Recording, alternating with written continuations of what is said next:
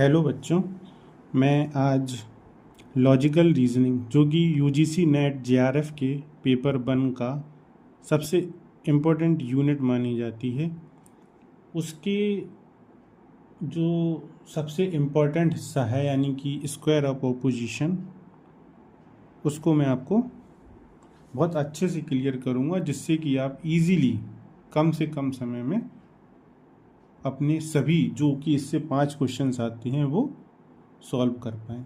आपको एक बात हमेशा याद रखनी है इस चैप्टर को शुरू होने से पहले कि आपको मैं जो भी पढ़ा रहा हूँ उसको एज इट इज़ आप लर्न करने की कोशिश करिएगा, क्योंकि कई बार ऐसा होता है कि चीज़ें जब हमें समझ में नहीं आती हैं तो हम उन्हें लर्न करके और फिर जब हम उनको इम्प्लीमेंट करते हैं क्वेश्चंस पर, तब वो चीज़ें हमें समझ में आने लगती हैं। शुरू में हमें ये लगता है कि हम इसे रट क्यों रहे हैं, हम सीख क्यों नहीं रहे हैं। इसलिए आप मेरी इंस्ट्रक्शन फॉलो करिए, आप उस चीज़ को पहले लर्न करिएगा, उसके बाद देखिएगा आप धुआं धुआं कर देंगे लॉजिकल रीजनिंग के क्वेश्चंस में। चलिए स्टार्ट करते हैं। मैं फर्स्ट एग्जाम्पल से शुरू करूंगा आपको और फिर बताता जाऊंगा कि किस चीज़ को कैसे आपको स्टार्ट करना है या आपको सॉल्व करना है। जैसे मैं फर्स्ट एग्जाम्पल लिखता हूँ,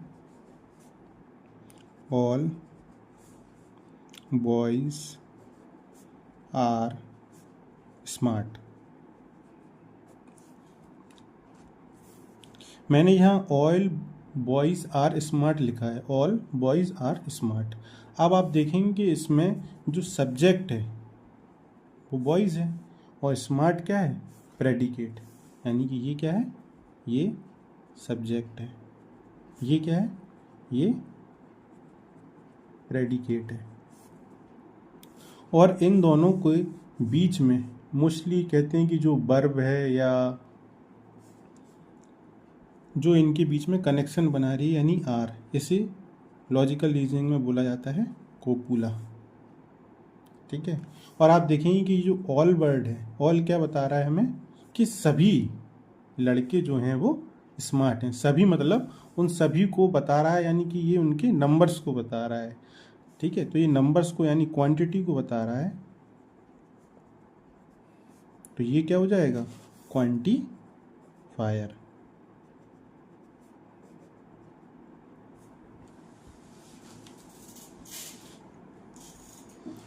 और इसमें ये बोल रहा है कि सभी लड़के स्मार्ट हैं मतलब आर हमको एक ऐसा वाइब देता है कि ये जो वर्ड बोला जा रहा है ये पॉजिटिव सेंस में बोला जा रहा है।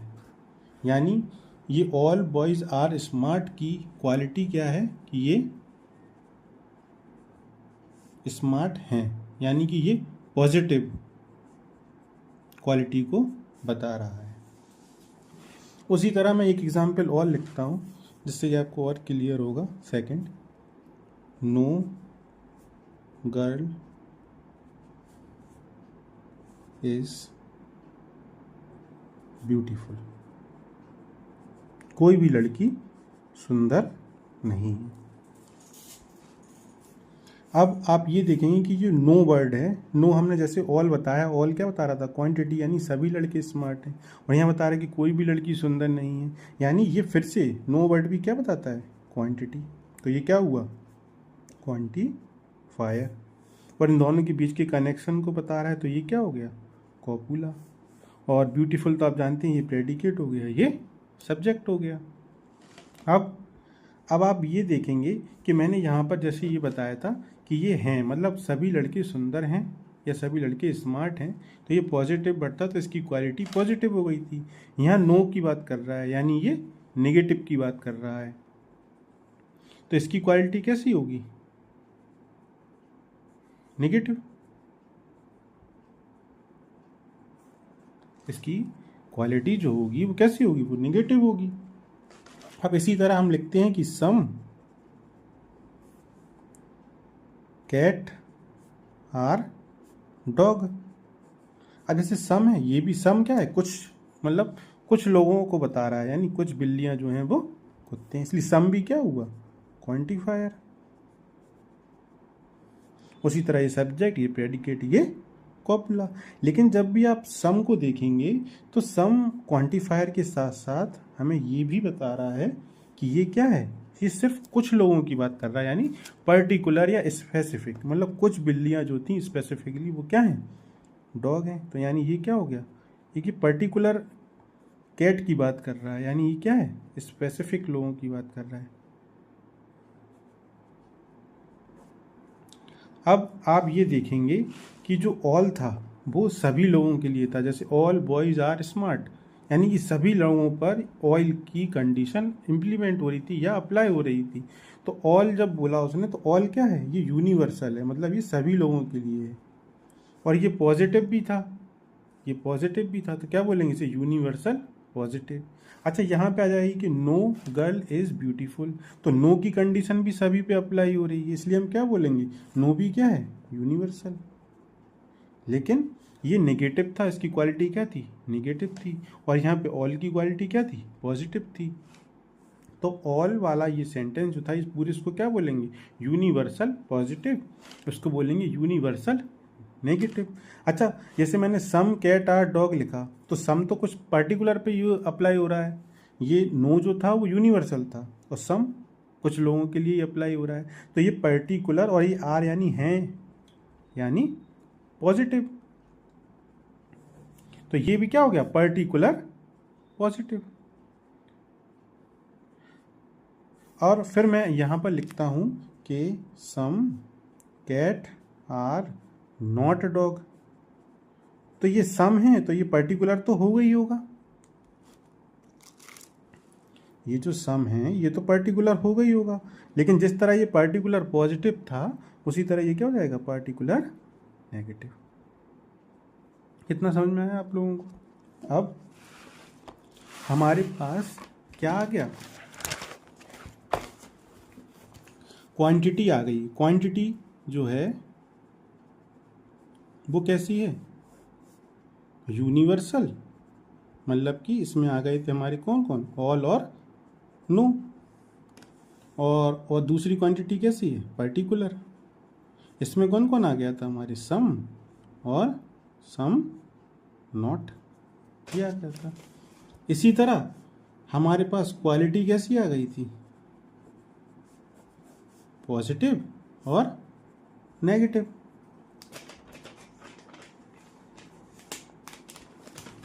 अब जब मैं आपको एक बॉक्स बनाऊंगा, इस बॉक्स को बहुत ध्यान से देखिए और इसको बिल्कुल से याद कर लीजिए।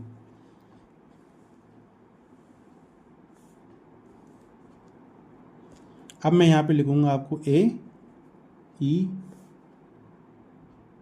ओ और आई। ए फॉर ऑल, ई का मतलब यहाँ पे होता है नो, ई किसको शो करता है, नो को, और आई किसको शो करता है, सम को, और ओ को जो करता है वो सम नॉट को। बस इतना से याद रखना है, ऑल शो करता है ए को, नो शो करता है ई को, और आई शो करता है सम को, और ओ शो करता है सम नॉट को। ए फॉर ऑल तो सभी को याद रहता है, ठीक है। अब मार्केट में आप लोगों ने देखा होगा ई से नो, ई नो, ई नो, ई नो, ये वर्ड सेम कर रहा है ना, तो ई नो से याद रखेंगे, ई का मतलब है नो।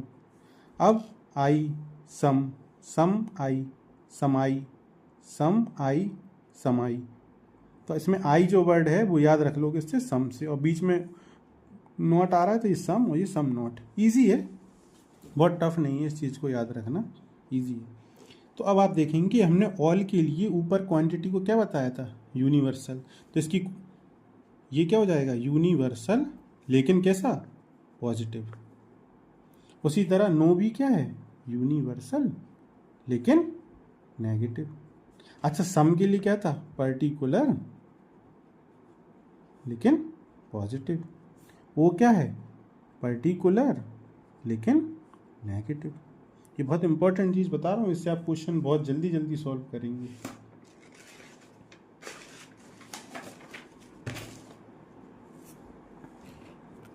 अब इसमें आगे, अब इसी बॉक्स को मैं दोबारा बनाऊंगा यहाँ पर, और उनके रिलेशन को आपको समझना है। जैसे मैंने ये बॉक्स बनाया, ये आप जब थ्योरी बिल्कुल कंप्लीट कर लेंगे, और मैंने बोला है कि चीज़ों को याद करने की कोशिश करिए। आप याद करेंगे तो एग्ज़ाम में सेकंड में क्वेश्चन सॉल्व हो जाएगा। AEOI, ए फॉर क्या बताया मैंने अभी? ऑल। ई फॉर क्या बताया मैंने अभी? नो। आई फॉर क्या बताया मैंने अभी? सम। और ओ फॉर सम नॉट। ये लिख लेना है। अब मुझे ये बताना है कि ए और ई का कनेक्शन क्या होता है, आई और ओ का कनेक्शन क्या होता है, ए और आई का कनेक्शन क्या होता है, ई और ओ का कनेक्शन क्या होता है। सबसे पहले आप ए और ई के कनेक्शन पे देखेंगे। इसको हम लिखते हैं इस तरह कि ए और ई के बीच में कनेक्शन होता है कॉन्ट्रेरी। बस इसी का भाई नीचे आ जाता है, क्या है वो? सब कॉन्ट्रेरी। और ए और आई के बीच कैसा कनेक्शन होता है? सब ऑल्टर्न। और इसके बीच में भी सेम ही कनेक्शन होता है, बस थोड़ा सा अलग, तो इसको आप सुपर ऑल्टर्न लिखते हैं। ठीक है। उसी तरह इन दोनों के बीच में, ए और ओ के बीच में और ई और आई के बीच में, इन दोनों के बीच में सेम कनेक्शन होता है, इसको हम कॉन्ट्राडिक्टरी बोलते हैं। ठीक है। ये बिल्कुल, ये जो बॉक्स है इसके कनेक्शन हमें बिल्कुल याद हो जाना चाहिए। क्या? कि ए और ई का कनेक्शन है कॉन्ट्रेरी, ए और आई का कनेक्शन है सब ऑल्टर्न, ई और ओ का कनेक्शन है सुपर ऑल्टर्न, आई और ओ का कनेक्शन है सब कॉन्ट्रेरी। अब बस आप जो इसके मतलब को समझ गया वही सारे क्वेश्चन कर ले जाएगा बहुत जल्दी लॉजिकल रीजनिंग के। चलिए मैं अगली अब आगे बताता हूँ मैं कि इसकी कनेक्शन को कैसे समझना है। बहुत इजी कनेक्शन है, बहुत ज़्यादा टफ नहीं है। तो सबसे पहले आप कनेक्शन समझेंगे ए एंड ई का। अच्छा, मैंने ए और एंड ई के बीच में कौन सा कनेक्शन बताया है? कॉन्ट्रेरी। अच्छा, ए फॉर क्या बताया मैंने? ए फॉर बताया है ऑल। ई फॉर क्या बताया मैंने? नो, यानी ई नो या ऑल, ऐसे याद कर लेना। ठीक। अब अभी मैंने आपको कुछ एग्जाम्पल बताए थे, जैसे मैं लिखता हूँ कि all boys are danger, all boys are danger. अच्छा, ये किसे बता रहा है? All boys are danger, all से ए को बता रहा है ये। ठीक है। अब अगर मैं ये बोलूँ आपसे कि ये चीज़ जो है वो सही है, मतलब इसको मैं बोल देता हूँ ये ट्रू है। अच्छा बताइए, कोई चीज़ अगर सभी लोगों के लिए लागू हो चुकी है, तो मैं बोला जैसे कि सभी लड़के खतरनाक हैं, और फिर मैं ये बोल दूँ कि no boys are danger, no boys are danger, कोई भी लड़का खतरनाक नहीं है। जब ये बात ट्रू हो चुकी है तो ये तो ऑटोमेटिक फॉल्स हो जाना है, ये ऑटोमेटिक फॉल्स हो जाना है। इसीलिए अब आपको मैं एक यहाँ लिख के देता हूँ कि पहला जो कॉन्ट्रेरी का रिलेशन है, अगर इन दोनों में से, मतलब कि ए और ई में से कोई एक भी ट्रू है, अगर एक ट्रू है तो दूसरा क्या होगा? फॉल्स होगा, फॉल्स होगा। लेकिन ये काम की चीज़ है, लेकिन इसका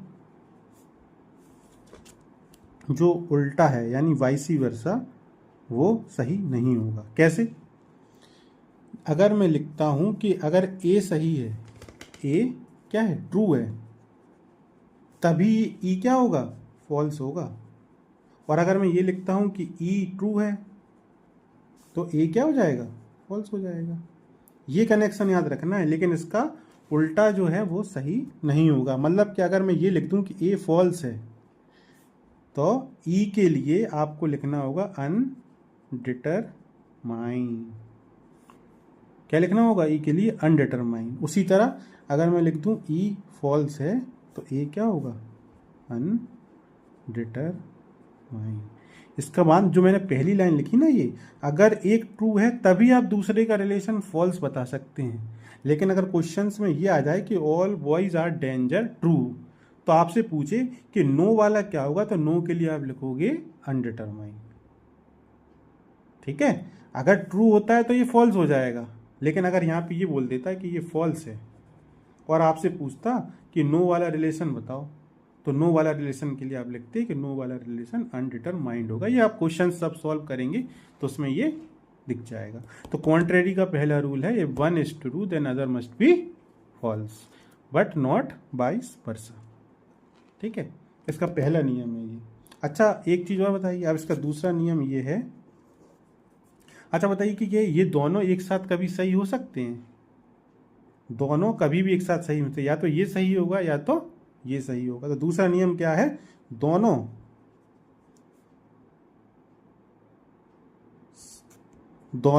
कभी भी ट्रू नहीं हो सकते, यानी both can not be true, लेकिन दोनों गलत हो सकते हैं। लेकिन दोनों, अब कहीं कहीं पे आपको लॉजिक समझ में नहीं आएंगे, इसलिए सीधा सीधा जो मैं नियम बता रहा हूँ, लॉजिकल रीजनिंग का मतलब ही यही है कि आपको लॉजिक को जब समझ ना आ रहा हो तो उसको सीधा याद करो, क्योंकि आपका मेन मकसद होना चाहिए कि मेरे पांचों के पांचों क्वेश्चन लॉजिकल रीजनिंग के सही हो जाएं। अच्छा, तो ये समझ में आ गया कि दोनों कभी भी ट्रू नहीं हो सकते, लेकिन दोनों गलत हो सकते हैं। ठीक है, बस इसके दो नियम हैं कॉन्ट्रेरी के सिर्फ दो ही नियम हैं। अच्छा, कॉन्ट्रेरी के बाद मैंने अगला क्या बताया है? सब कॉन्ट्रेरी। तो सब कॉन्ट्रेरी में क्या होगा? अच्छा, सब कॉन्ट्रेरी का रिलेशन है किस किस के बीच में? आई एंड ओ के बीच में। आई किसे बताता है? सम को। ओ किसे बताता है? सम नॉट को। ठीक है, और आई एंड ई के बीच में रिलेशन कैसा है? सब कॉन्ट्रेरी। ठीक है, अब जस्ट अपोजिट कर दीजिए, जो ए और ओ के लिए, ए और आई ई के लिए किया, सॉरी, ए और ई के लिए किया। ई और ई के लिए क्या किया था? अगर एक ट्रू है तो दूसरा फॉल्स होगा, लेकिन इसका उल्टा सही नहीं होगा। ठीक है, तो अब उसी तरह आप इसमें क्या लिखेंगे? If one is false then other must be क्या? ट्रू। मतलब क्या है इसका? कि अगर मैंने बोलता हूं कि आई का कोई सेंटेंस दे देता हूं कि सम डॉग आर एलिफेंट,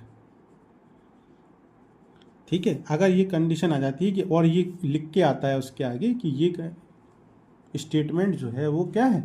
ये फॉल्स है, तो और आपसे पूछें कि ओ वाला स्टेटमेंट जो होगा वो क्या होगा? सम डॉग आर नॉट एलिफेंट, तो ये क्या हो जाएगा? ये ट्रू हो जाएगा।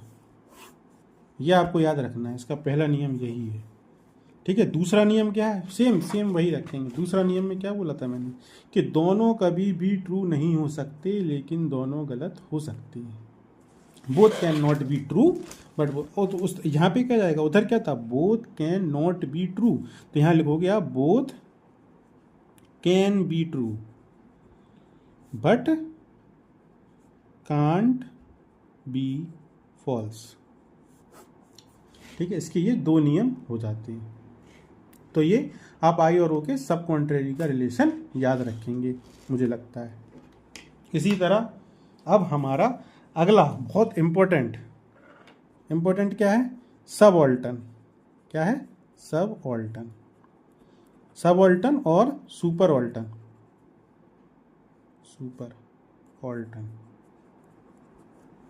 अच्छा, सब ऑल्टन में मैंने अभी बताया ना, सब ऑल्टन किन किन के बीच में है? ए एंड आई के बीच में। और सुपर ऑल्टन किन किन के बीच में है? ई और ओ के बीच में, ई एंड ओ के बीच में। अच्छा, ए अभी हाल ही बताया मैंने, ए किसे शो करता है? ऑल को। आई किसे शो करता है? सम को। ई किसे शो करता है? नो को। ओ शो करता है सम नॉट को। ठीक है ना? अच्छा, अब all some no some not ये लिख लिया आपने। अब मैं सब ऑल्टन का रिलेशन कैसे निकालेंगे आप? जैसे मैंने बताया ना, ऐसे ये होता है ना बॉक्स, यहाँ पे होता है ए, यहाँ पे होता है आई, यहाँ पे होता है ई और यहाँ पे होता है ओ। यहाँ इधर लिख लेते हैं इनका, यहाँ पे होता है ई, यहाँ होता है ओ।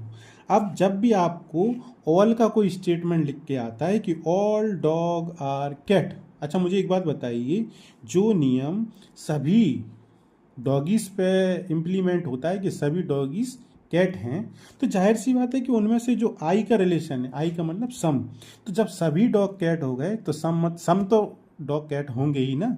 तो यानी कि जब भी आप ऑल से आई पूछेंगे तो आपको हमेशा अगर ए ट्रू है तो आई ऑटोमेटिक क्या हो जाएगा, ट्रू हो जाएगा। उसी तरह ई और ओ में अगर ई ट्रू है और आपसे पूछते हैं कि ओ बताइए कि ओ क्या होगा, तो ओ भी क्या होगा, ट्रू होगा। ये बात याद रहेगी। अब आप एक चीज नोटिस करेंगे कि अगर ऊपर का बंदा ट्रू है तो नीचे वाले ऑटोमेटिक ट्रू हो रहे हैं, यानी कि ट्रुथ नीचे की तरफ चल रहा है, ट्रुथ जो है वो नीचे की तरफ चल रहा है। यानी कि ए ट्रू तो आई भी ट्रू, ई ट्रू तो ओ भी ट्रू। ठीक है, इसका अपोजिट नहीं सही कर दीजिएगा आप, क्यों नहीं कर सकते बताइए। अच्छा बताइए, अगर सम जो चीज़ मैंने बोला कि सम डॉग आर कैट, तो क्या आप सभी के लिए बोल लेंगे वो चीज़, नहीं बोल सकते, हमने तो कुछ की बात की है, तो सभी कैसे हो जाएंगे, है ना। इसलिए ये नियम जो है सब ऑल्टन का वो कैसे चलता है, ट्रुथ डाउनवर्ड। अब यहाँ पे आ जाते हैं आप किसके लिए, सुपर ऑल्टन के लिए। तो सुपर ऑल्टन के लिए नियम है कि जैसे मैंने आई क्या है, सम को बताता है, तो आपसे अगर आई देखिए, आई से आपसे ये पूछ लिया जाए कि ए क्या होगा, ए बताइए, अगर आई क्या है, फॉल्स है, तो ए भी क्या हो जाएगा, फॉल्स हो जाएगा। क्यों फॉल्स हो जाएगा, मैंने अभी बताया, अगर कोई चीज़ जब सम पे लागू नहीं हो रही है तो वो ए पे क्यों लागू होगी, नहीं होगी ना। उसी तरह जो चीज़ ओ पे लागू नहीं हो रही है वो ई पे भी लागू नहीं होगी, यानी कि अगर ओ फॉल्स है तो ई भी फॉल्स होगा। तो आप एक चीज़ में समझेंगे, देखिए ये इस तरह चल रहा है, यानी ऊपर की तरफ। तो अभी मैं क्या लिखूंगा इसके लिए कि ट्रुथ डाउनवर्ड्स और फॉल्स अपवर्ड, मतलब कि अगर ऊपर वाला बंदा सही है तो नीचे वाला सही होगा, है ना। ऊपर वाला बंदा सही है तो नीचे वाला सही होगा। उसी तरह अगर नीचे वाला गलत है तो ऊपर वाला भी गलत होगा।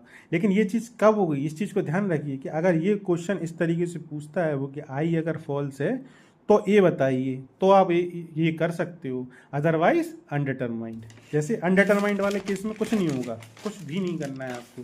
अनडिटरमाइंड वाले केस में बस इतना याद रखना है, ये रहा आपका ए, ये रहा ई, ये रहा आई और ये रहा ओ। तो इसमें इतना याद रखना है, जब आपसे ये बोल देता है कि आई अगर फॉल्स है तब तो ए फॉल्स होगा, तब तो ए फॉल्स होगा। लेकिन अगर आपसे ये बोल देता है कि आई ट्रू है, तब बताइए कि ए क्या होगा, तब ये क्या हो जाएगा, अनडिटरमाइंड।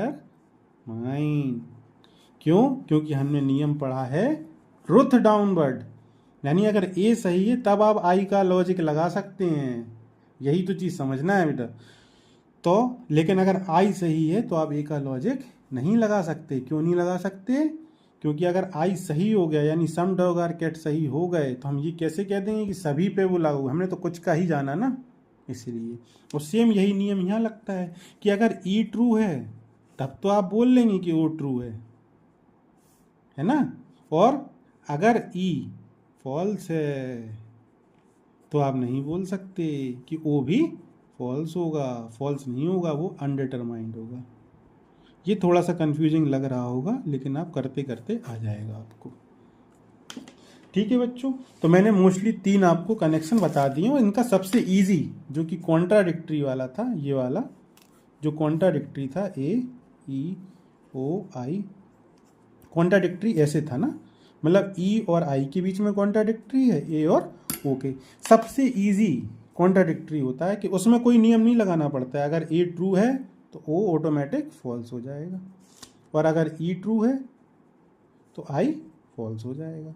ये अपोजिट चलते हैं, इसमें कोई नियम नहीं है कि अनडिटरमाइंड वाला कोई केस होगा, अगर ओ ट्रू हो जाता है तो ए फॉल्स हो जाएगा।